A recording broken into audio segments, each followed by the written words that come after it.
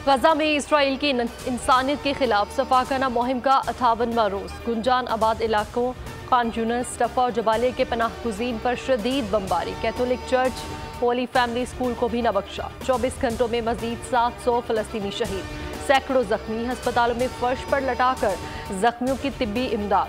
आलमी इदारा सेहत का कहना है कि सूरत हाल पर तशवीश के इजहार के लिए अल्फाज खत्म हो गए। 2021 में दुनिया की मुहक्किकीन में सरे फहरिस्त डॉक्टर सुफियान ताहा भी शहीद।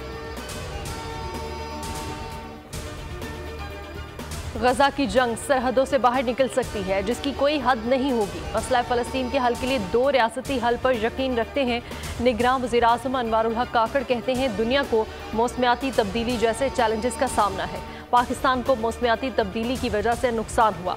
UAE के अरबों डॉलर से मौसमियाती तब्दीली से निमटने में मदद मिलेगी। COP28 में 30 अरब डॉलर फंड्स के क़याम का खैर मकदम करते हैं।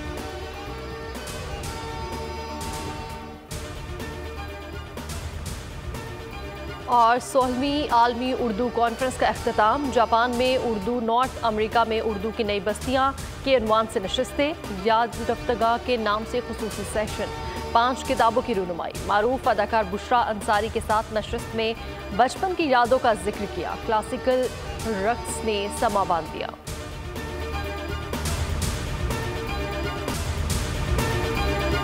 ताकि कोई खबर रह न जाए।